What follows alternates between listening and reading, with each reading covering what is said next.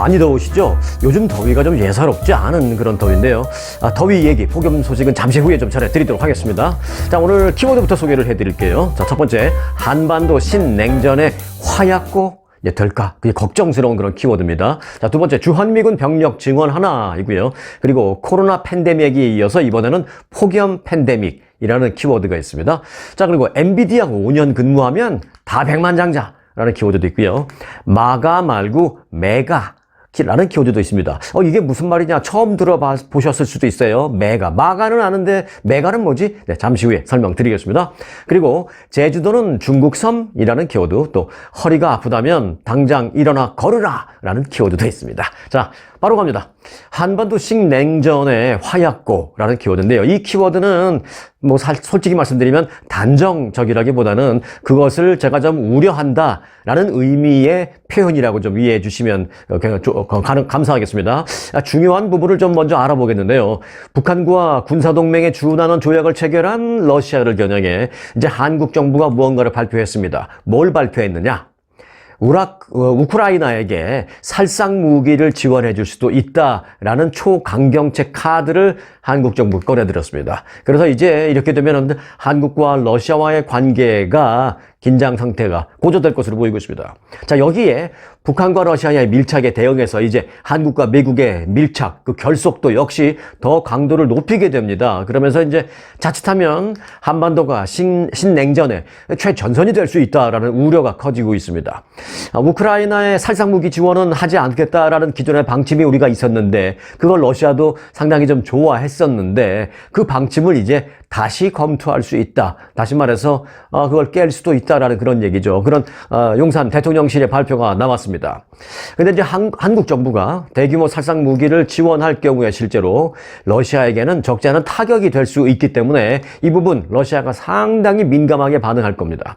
자, 이는 러시아가 한국에 설정한 일종의 레드라인을 넘는 것입니다. 이제 레드라인이 뭐예요? 금지선이잖아요. 다른 건 몰라도 요건 좀 서로 넘지 말자라는 것인데 우리는 넘을 수밖에 없다는 것이지. 왜? 너희들이 먼저 넘었으니까. 그런 얘기입니다. 자, 한국 정부는 북러 정상회담 전부터 사실은 북한과 러시아 간의 그 협력이 한반도 평화와 안정에 좀 저해되는 방향으로 갈 수 있으니까 그런 식으로 이루어져서는 안 된다라는 입장을 공식, 비공식적인 루트를 통해서 러시아에 계속 전달을 했던 것으로 알려졌습니다. 그 합의 결과에 따라서 필요한 대응 조치가 이제 필요한 상황인데 합의 결과가 뭐예요? 결국은 우리가 그렇게 여러 가지 루트를 통해서 너무 지나치면은 한반도 평화에 위해가 된다. 조심해야 한다. 적당히. 솔직히 말해서 우리도 나름대로 레드라인이 있는데 이건 좀 넘지 않았으면 좋겠다라는 메시지를 계속 보냈습니다만은 결국은 러시아가 북한과 여차한 경우에 서로 상대국을 위해서 군사적인 지원을 보낸다라는 그런 부분에 대해서 합의를 한 것으로 알려짐에 따라서 결국은 우리 입장에서 봤을 때는 러시아와 북한이 결국 레드라인을 넘은 거예요. 그러니까 한국 입장에서도 레드라인을 넘지 않으려고 미국의 눈치를 그동안 그렇게 보면서도 그냥 살상무기 아닌 것들, 재건에 필요한 것들, 이런 것만 계속 보냈는데 이제는 너희들이 넘었으니 우리도 어쩔 수가 없다라는 그런 상황인 것입니다. 근데 러시아가 한반도 유사시 자국의 군사적인 개입 여지를 담은 그런 조약을 새로 북한과 체결하고 북한에 대한 첨단 군사 기술 지원 가능성까지 알려지면서 사실 위협적으로 다가오자 결국은 한국은 심각한 안보 위협이다라고 판단해서 결국 초강경 대응책 그 카드를 꺼낸 것으로 풀이할 수가 있습니다. 자, 이렇게 되면 이제 한국이 실제로 살상 무기까지 우크라이나에 제공하는 상황까지 오게 된다면 자칫 한반도가 신냉전의 최전선, 최악의 경우에는 신냉전의 화약고가 될 수도 있는 정말 우려스러운 그런 상황입니다.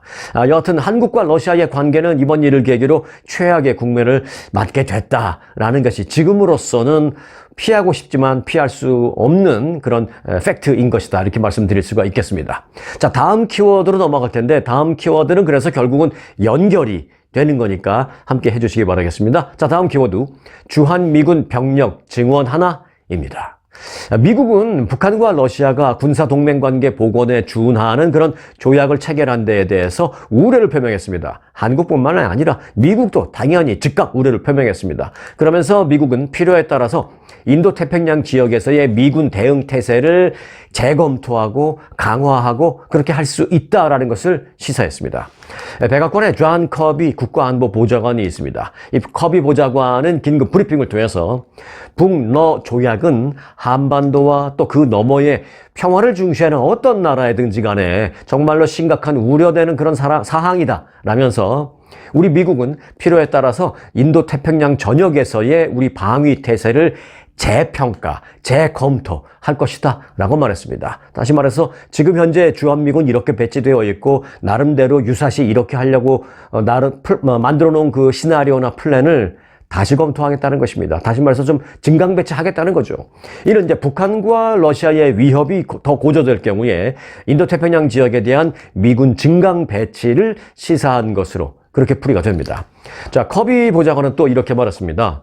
한반도 등에서 위협과 도전에 대응할 수 있는 최선의 입지를 우리는 확보할 것이다 라고 말했습니다. 여기서 중요한 게 뭡니까? 최선의 입지라는 거죠. 자, 최선의 입지를 확보할 것이다 라는 게 무슨 뜻일까요? 새로운 위협이 생기면 그를 막기 위한 새로운 로케이션에 주한미군을 배치하겠다라는 것입니다. 쉽게 보면 주한미군이 아니라 미군을 그렇게 새롭게 배치할 수도 있다는 얘기죠.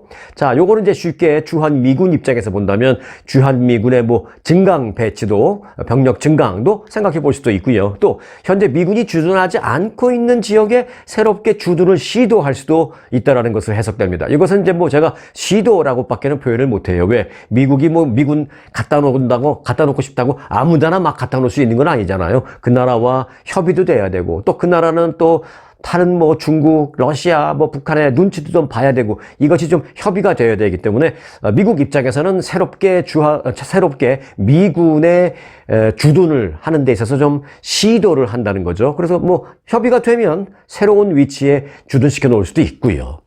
자, 푸틴이 새벽 2시에 평양에 도착했다 그랬죠. 새벽 2시에 가서 잠깐 자고 일어나서 아침에 김정은과 서명 하나 했어요. 그 서명 하나 한 그 북러 협약으로 인해서 바야흐로 이제 북한과 러시아 그리고 한국과 미국이 이제 더 강력한 동맹으로 맺어지면서 대립을 더 강하게 하는 그런 신냉전의 시대가 될지 참으로 걱정스러운 그런 시점에 우리는 서 있습니다. 그럴 경우에 그 신냉전의 최전선은 결국은 한반도가 될 터이니까 이 한반도의 평화를 위해서라도 이 대한민국의 외교력, 미국에만 기대지 말고 또 일본에만 기대지 말고 정말 대한민국의 자주 외교력이 그 어느 때보다도 절실히 필요한 시점이다. 이렇게 말씀을 드리겠습니다. 다음 키워드입니다. 코로나 팬데믹에 이어서 폭염 팬데믹 이라는 키워드입니다. 세계 곳곳이 최악의 불볕더위로 지금 신음을 하고 있습니다. 자, 멀리 갔다가 미국으로 들어올게요. 자, 멀리 중동 지역, 사우디아라비아 먼저 좀 가겠습니다. 여기 지금 난리도 아닙니다.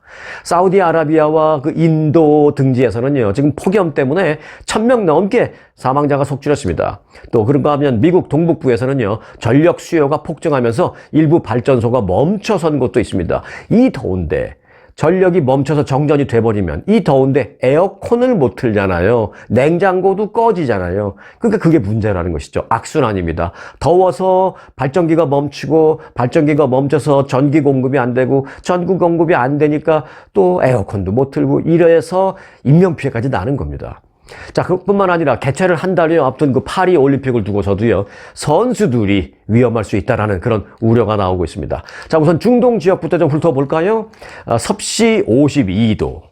화씨로 보면 무려 125도에 달하는 치명적인 폭염으로 인해서 이 사우디아라비아 메카 그리고 메디나에서 정기 순례를 하잖아요. 1년에 한 번씩 메카 방문은 뭐 평생 한 번은 무조건 해야 된다면서요. 자, 그래서 메카 메디나 그 정기 성지 순례를 하던 무슬림이라는 것은 이슬람 신자를 말하죠. 이제 그렇게 표현하죠. 이슬람은 종교 이름이고요. 그 종교, 이슬람 종교를 믿는 신도들은 무슬림, 이렇게 표현하잖아요. 자, 무슬림 1000명 이상이 지금 사망한 것으로 알려지고 있습니다. 사망자들의 국적은 이집트를 비롯해서 이란, 말레이시아, 파키스탄, 세네갈 등등 한 10여 개의 나라 사람들이라고 합니다. 지금 전 세계에서 모여들었으니까. 사망자 1000명 외에도요, 현재 그 온열 질환으로 이미 입원한 환자들도 3000여 명에 육박하고 있다고 합니다. 심지어 실종자도 많아서요. 사망자는 결과적으로 이보다는 훨씬 더 늘어날 수도 있다라는 우려스러운 얘기가 현지에서 나오고 있습니다. 자, 다음은 인도입니다. 수도 뉴델리를 포함한 인도 북부에서도 최고 50도의 불볕더위가 한 달째 이어지고 있습니다. 섭씨로 보면 110도, 115도 넘는 게 매일 반복되는 거예요, 한 달 동안. 인도의 보건부는 지난 3월부터 이달 18일까지 보면 폭염으로 숨진 사람이 110여 명에 달한다라고 밝혔습니다. 열사병 증세로 인해서 입원한 사람은 얼마냐? 인도가 인구가 많긴 많죠. 입원한 사람은 몇 명? 네, 4만 명이 넘는다라고 합니다. 자, 인도의 여름은 3월, 4월쯤 시작이 돼서 6월에는 우기로 접어드는 그게 이제 인도의 여름의 패턴인데 올해 폭염은요, 평년보다도 길게 계속 지속되고 있다는 게 특징이라고 합니다. 자, 이번에는 미국으로 들어오겠습니다. 미국은 중부와 동북부 지역 역시 열돔 현상으로 인해서 수십 년 만에 가장 더운 날씨가 이어지고 있습니다. 이 열돔, 이미 여러 번 말씀드렸죠. 고기압이 뜨거운 공기를 위에다 이렇게 만들어 놓고 뜨거운 공기를 고기압이 이렇게 우산처럼 그 도움 지붕처럼 고기압이 이렇게 형성이 되고 있는데 그 밑에 뜨거운 공기를 꼼짝 못하게 딱 막아놓고 있는 겁니다. 그래서 히트 웨이브 또는 히트 돔이라고 부릅니다. 번역하니까 이제 우리말로는 열돔이라고 하는데 그렇게 이제 더위가 그 안에는 더 심해지는 현상이죠. 뜨거운 햇볕이 갇힌 공기를 계속 가열해서 폭염을 더 증폭시키는 것입니다. 메인주를 비롯해서요, 버몬트주, 뉴햄프셔주 등 미국의 그 동북부 지역 여러 곳의 기온이 평년보다 10도 이상 치솟는 그런 현상이 이어지면서 이 폭염 경보가 곳곳에 내려지고 있습니다, 지금. 여름철에 상대적으로 덥지 않은 방금 전에 말씀드린 그런 지역에서 폭염이 기승을 부리는 건 참으로 드문 일이라고 합니다. 무더위로 인해서 앞서 말씀드렸다시피 이제 전력 수요가 급증하면서 일부 지역에는 발전소가 멈춰서고 그래서 전력 공급량을 늘리기 위한 1단계 경보가 곳곳에 발령되기도 했습니다. 이건 뭐냐? 전력 수요를 늘리기 위한 것은 이제 중간중간 에어컨 좀 끄세요. 막 이런 걸 경보를 발령하는 것이죠. 자, 뉴욕시도 마찬가지입니다. 뉴욕시 전력회사 콘솔리데이티드 에디슨은요, 오후 2시부터 10시 사이에 식기세척기나 건조기 같은 대형 가전제품의 사용을 제한해달라고 말하고 있습니다. 낮에, 지금 오후 2시부터 몇 시까지, 그 낮에, 한낮에 더우니까 에어컨을 사용하지 마세요라는 말은 할 수 없잖아요. 할 수 없이 이제 에어컨은 틀어야 되니까 그 외에 가능하면 텔레비전도 좀 틀지 말고 특히 식기세척기, 건조기, 세탁기, 전기로 돌아가는 세탁기라면 그런 것들, 그 다음에 이제 그 드라이어 이런 것들 가능하면은 낮에는 에어컨을 위해서 그런 것들은 사용하지 말아달라라고 이제 제한령을 내렸습니다. 그런 제한령을 뉴욕시는요, 각 주민들마다 이메일로 일제히 발송을 했습니다. 혹시 뉴욕 지역에 계시는 분들 가운데 그런 이메일 받으신 분이 있으면 사진 하나 찍어서 좀 댓글로 보내주시면 고맙겠습니다. 정말 생생하게 우리가 느낄 것 같아요. 자, 그래서 이제 폭염이 심한데 이게 이제 이번 주말까지 계속된다는 것도 있고요. 어떤 곳은 이번 달 말까지 계속된다는 것도 있는데 그리고 잠시 주춤한다 하더라도 결국은 곧 본격적인 여름 시즌이 오니까 결국은 이제부터는 더위에 좀 제대로 대비를 해야 되겠다라는 생각을 합니다. 대비라는 게 뭐가 있겠습니까? 야외 생활을 할 수 있는 여러 가지 스케줄을 좀 조정해서 가능하면 실내로 좀 바꾸는 그런 것들, 또는 이제 에어컨이나 이런 거를 한낮에는 안 틀 수가 없으니까 한낮에는 그거 외에 다른 것들은 좀 사용하지 않게끔 내가 나름대로 좀 일정표를 짠다든지 이런 식으로 해서 좀 슬기로운 여름 생활 준비를 좀 해야 되겠습니다. 옛날에 그런 드라마 있었죠? 한국에 슬기로운 의사 생활인가요? 그런 거 굉장히 히트친 드라마였는데 지금 슬기로운 의사 생활이 문제가 아니라 우리가 이제 본격적인 여름을 맞기 전에 이미 폭염을 맞고 있는 이 시점에 슬기로운 여름 생활을 좀 준비를 해야 되겠습니다. 다음 키워드입니다. 엔비디아 5년 근무하면 다 백만장자입니다. 자, 인공지능 AI 열풍의 중심에서 지금 주가가 계속해서 고공행진을 해서 최근에는 마이크로소프트와 애플을 다 제치고 미국 증시 시가총액 1위 기업으로 등극한 곳이 있습니다. 바로 그 회사 이름이 엔비디아.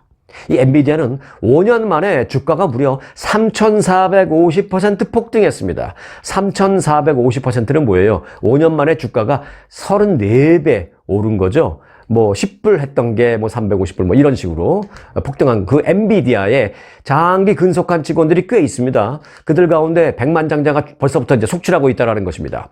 엔비디아의 주가는 올 들어서만 167% 급등했습니다. 5년 전과 비교하면 말씀드렸다시피 3,450%라는 엄청난 성장세를 보였습니다.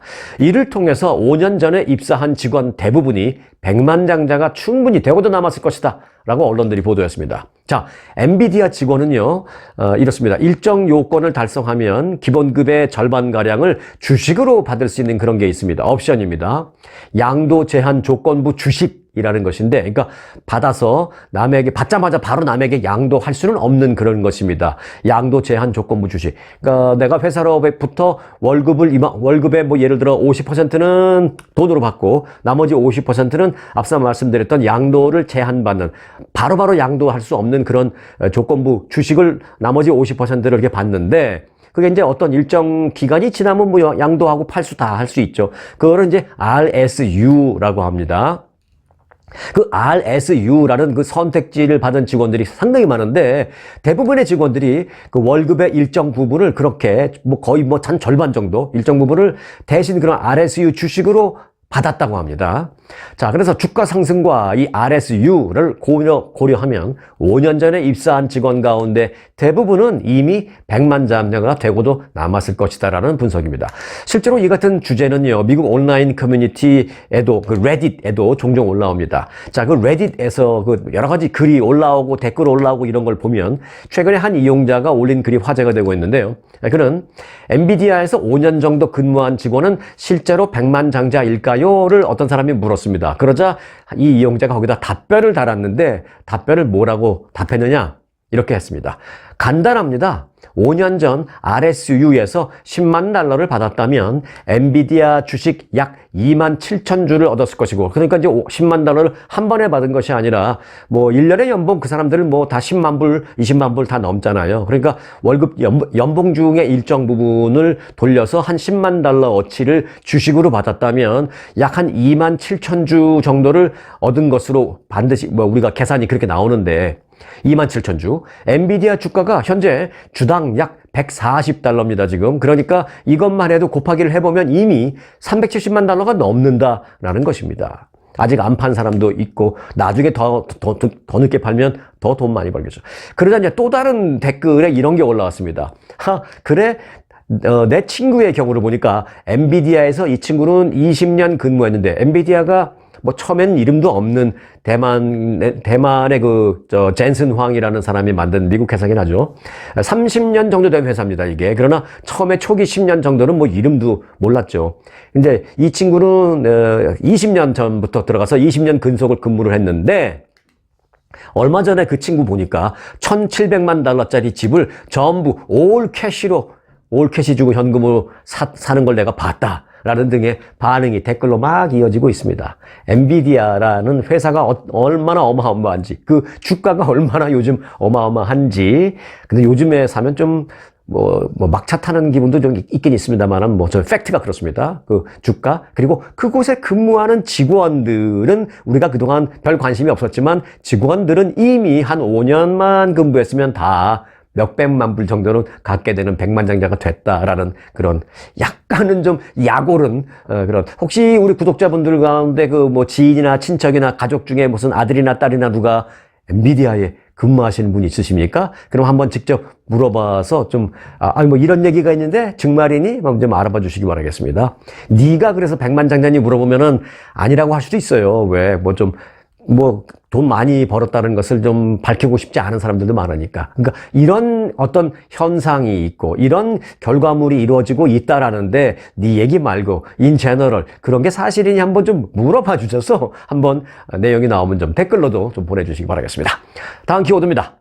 마가 말고 메가입니다. 마가는 MAGA, Make America Great Again이잖아요. 그러면 메가는 MEGA입니다. 그럼 A가 E로 바뀐 거죠. 그게 뭐냐면 A는 아메리카인데 E로 바뀐 그 E는 유럽입니다. 그러니까 make Europe great again입니다. 유럽을 다시 위대하게 라는 구호가 지금 유럽연합에서 나오고 있습니다. 자, 올 하반기 유럽연합 의장국을 맡은 헝가리가 트럼프 전 대통령의 미국을 다시 위대하게 이 마가를 연상시키는 구호를 구호 대신에 그 메가라는 구호를 내걸었습니다. 트럼프의 닮은 꼴이라고 가뜩이나 그렇게 불리우고 있는 헝가리가 이를 그 EU, 유럽연합 운영 기조로 내세우면서 유럽의 트럼프식 자국 우선주의가 번질 수 있다라는 그런 분석이 나오고 있습니다. 약간은 좀 우려스러운 분석입니다. 보커 야노시 헝가리 EU 담당 장관은 최근 기자회견에서 국방, 이민, 농업, 정책 등등 하반기 유럽연합 운영 방향을 설명하면서 이 메가 구호를 제시했습니다. MEGA. 이 보커 장관은 우리는 함께 할 때 강해지지만 다 같이 모였을 때도 서로 각자의 모습을 유지할 수 있어야 한다라고 말했습니다. 함께 할 때 강해지는 건 당연하지만 그렇다고 해서 함께 했다고 해서 각자의 정체성을 잃어서는 안 된다. 결국은 각자의 이해관계를 그대로 갖고 있는 것도 사실은 배제할 수 없는 중요한 거다. 이 얘기입니다. 각자의 이해관계. 각국 고유의 정체성이나 각국의 이해관계보다 공동체, 즉 EU 연합체를 더 우선시할 수는 없다라는 그런 얘기입니다. 친러시아 성향으로 분류되고 있는 헝가리는 우크라이나 지원 문제에서도 이 서방과 좀 엇박자를 내고 있는 그런 나라입니다. 그런 사람입니다. 헝가리가 그런데 그렇게 엇박자를 서방 세계가 좀 내고 있는데 그런 헝가리가 유럽연합의 의장국이 이제 되면서 우크라이나의 그 EU 가입 문제도 좀 불확실성이 높아졌습니다. 헝가리가 의장국이니까 헝가리가 반대할 가능성이 좀 있는 거죠. 자, 앞서 헝가리는 우크라이나의 가입을 계속해서 반대하다가 지난 14일 거부권을 일단 철회를 하기는 했습니다. 현 의장국은 벨기에인데요. 이달 말에 임기가 끝납니다. 벨기에가 이제 이달 말 임기를 끝내고 바로 헝가리로 넘어가기 때문에 헝가리가 의장국이 되면 바로 다음 달에 어떻게 입장을 좀 다시 태세를 변화시킬지 궁금증을 낳고 있는 그런 상황인데 일단 미국은요. 미국은 미국대로 지금 미국 우선주의로 계속 간다는 상황입니다. 더군다나 트럼프 전 대통령이 만에 하나 연말에 당선이 된다면 당연히 더더욱이 강하게 그렇게 갈 것이고요. 바이든 대통령도 이번 선거 기간 동안에 미국의 이익을 우선하는 그런 정책을 펼치지 않을 수가 없습니다. 뭐 표를 위해서도 당연히 그렇게 펼치겠죠. 그러니까 미국은 미국대로, 또 유럽은 유럽대로, 유럽 우선주의, 또 그 유럽 안에서도 각국의 이해관계가 다 다른 데에 따른 자국 우선주의. 지금 전 세계는 자국 우선주의가 번지고 있다 이렇게 볼 수 있습니다. 이런 상황에서 한국은 과연 어떤 스탠스를 갖추고 있는지 좀 점검해 볼 필요가 있다는 생각입니다. 혹시 뭐 분명한 확실한 스탠스조차 없는 건 아닌지 좀 점검을 해 봐야 되겠다는 생각입니다.